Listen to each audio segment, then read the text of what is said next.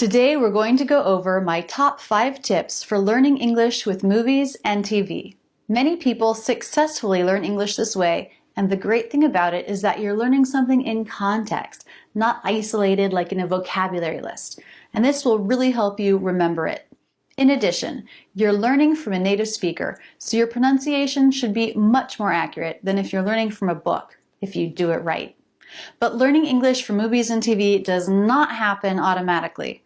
Unless you're using the tips I'm about to teach you, you won't be learning as much English as you could. But if you do make these tips a part of your regular movie and TV watching habits, you'll have a powerful new learning tool that's always available to you.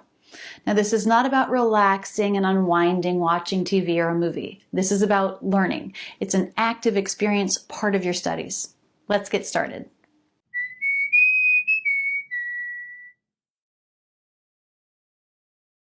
Tip 1, work at your level. If listening comprehension is a big challenge for you and you want to work on that specifically, start with a simple scene involving just a few people in a quiet environment. I like dramas because I think in general the pace of speaking is a little slower. Her is a great movie for this. Slow pace, clear speech. What's the rush? That was relatively easy to understand. If your listening comprehension is very good and you're just looking to pick up new vocabulary or phrases, or you want to challenge your listening comprehension, you can do this by trying a scene in a noisy room or a scene where people are speaking with a non-standard accent. It's that or we both better go do something else, pal. That was likely a lot harder to understand. So work at the level that's right for you, one that's not so challenging that you understand almost nothing. Tip number 2, use a video player that has the right tools. A toggle for subtitles and a way to easily skip back in the video. Both Netflix and HBO Go have these features, and no, they did not pay me to say this. On YouTube, you can do a search on a topic that interests you and filter it so you'll only see videos with a closed captioning file. But the YouTube player doesn't have a way to easily jump back a few seconds like Netflix or HBO Go. They have a skip back 10 seconds button. And I think if you can afford a subscription to one of those services, it is really useful. Let's go on to tip 3 to see why. Tip 3, use subtitles and the following method to learn. Step 1 is to listen without the subtitles. When you hear something you don't understand or a word you don't know, and it's okay if that's pretty frequent, pause the player. Go back 10 seconds and listen again. Pause it. Can you figure it out? Write down as much of the sentence as you can in a notebook that you have just for this purpose. Use an app if you like, but I prefer writing by hand. Then turn on the English subtitles and go back and listen again. Listen and watch with the subtitles on.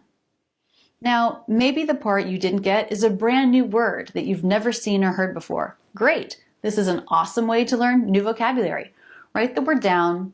Look up the definition, write down the sentence you heard it in. Even write down the show or the movie and the scene. Remembering this context will absolutely help you remember the word. But maybe when you go back and watch with the subtitles, you realize you know all those words. Why didn't you understand it? That's a very important question, and answering it is the key to improving your listening comprehension.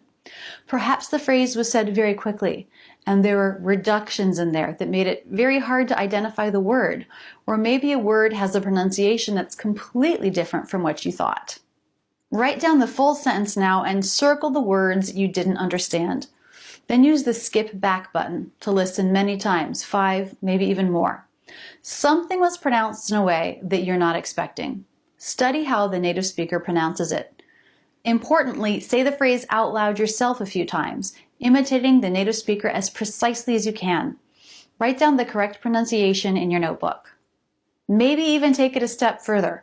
Go to youlish.com and type the word or phrase you didn't understand. Hear lots of other examples of native speakers using that word or phrase and pay attention. Is it reduced? Why was it so hard for you to understand the first time? This kind of work will really pay off. YouGlish is a search engine for YouTube videos with English subtitles, and you can filter it to American English and skip from clip to clip. You can also move forward or backward within a clip to get the full context. It's a great way to supplement your learning. Just like in the movies, I did a quick costume change. I bet that a lot of what gets in the way of your listening comprehension is reductions and linking. I have playlists for both of those topics. Click here or in the video description to see those playlists. They'll definitely uncover some of the mystery of listening comprehension. Tip 4, review it. If you've taken the time to do the work of watching, pausing, writing down sentences, vocab words, and the context you learned them in, then do yourself a favor and solidify that learning. Keep your English in Movies notebook close by you, so if you have a bit of extra time waiting for an appointment or on your commute or during your lunch break, you can remind yourself what you learned yesterday. If you learned a new vocabulary word, try to come up with your own sentences for it now. Practice speaking your new words and phrases out loud whenever possible. And tip 5, set manageable goals for yourself. Don't try to learn 100 new words or phrases a day. That's too many. Make it your goal to really learn 5 or 6. When you learn them in context and review them for 7 days, that will get you good results. Trying to learn too many too often means very little being remembered and leads to burnout. This method I've given you is time consuming, but it is concrete and you will really learn this way.